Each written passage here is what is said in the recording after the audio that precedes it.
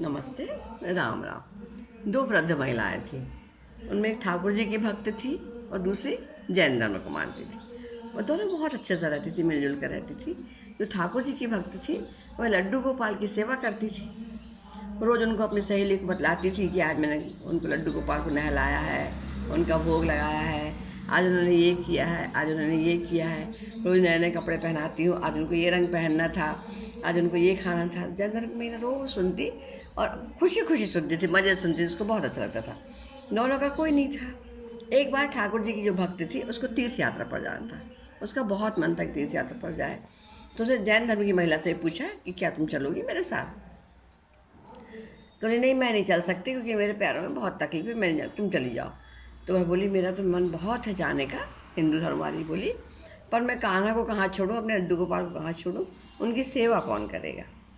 तो जैन धर्म वाली बोली तुम चिंता नहीं करो, मैं उनकी बहुत अच्छे सेवा करूँगी, जैसा तुम करती थी ना वैसे ही करूँगी। तो हिंदू धर्म वाले मूर्ति नहीं समझना उनको, वो हमारे भगवान जी हैं, लड्डू गोपाल हैं, बिल्कुल हमारे बालक की समान है, तो उनकी वैसी सेवा करना। तो जैन धर्म वाली बोलती हाँ मैं बिल्कुल बहुत अच्छे सेवा करूँगी, जैसा जैसा तुम बताती जाओगी मैं वैसे वैसे सेवा करूँगी, तो मुझे सब समझा दो। उन्होंने सब समझा दिया कि सुबह उनको उठाना पड़ता है, फिर मंजन कराना पड़ता है, फिर नहलाना पड़ता है, फिर ये भोग लगाना पड़ता है, फिर समय सुलाना, सब उन्होंने बता दिया।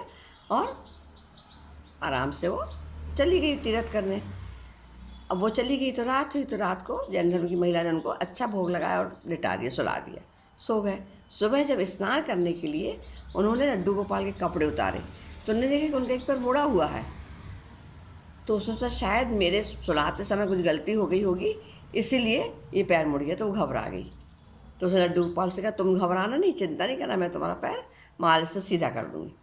और वो रोज़ उनकी मालिश करती, रोज़ मालिश कर, कहती घबराना नहीं लड्डू गोपाल, मैं तुम्हारा पैर सीधा कर दूँगी। धीरे धीरे महीना बीतने लगा।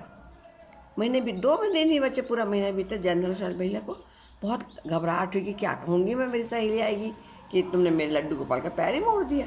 तो वो खूब अच्छे से मालिश करने लगी।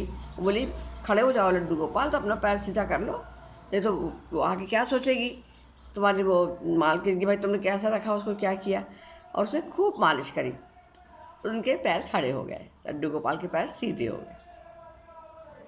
अब जब हिंदू धर्म वाली महिलाएं अपने लड्डू गोपाल को उसने देखा तो बोली ये तो मेरे लड्डू गोपाल नहीं है, वो तो बैठे हुए थे, खड़े कैसे हो गए?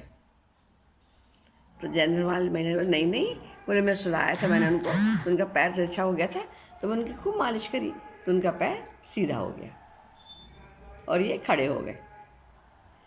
सहेली बोली अरे वो तो बैठे हुए ही थे, खड़े कैसे हो गए?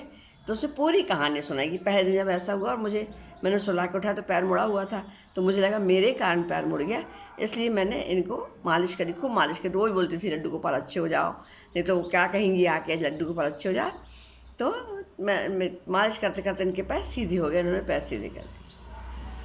हिंदू धर्म वाली महिला इतनी गदगद हो गई और उसने जैन धर्म के हाथ पकड़ के बोले मुझसे ऐसे बात तुमने करी, तुमने भगवान को बदल ही दिया, उनको बैठे से खड़ा ही कर दिया, मतलब तुम्हारी सेवा ज़्यादा सार्थक हुई। दोनों आपस में बहुत गले मिलकर खूब खुश हुई कि चलो लड्डू गोपाल ने दोनों को बहुत अच्छे से रखा। इसलिए जो मन में इच्छा होती है, जो हम चाहते हैं लड्डू गोपाल, उसको हमें पूरा कर ही देते हैं। जय भगवान की लड्डू गोपाल। नमस्ते राम।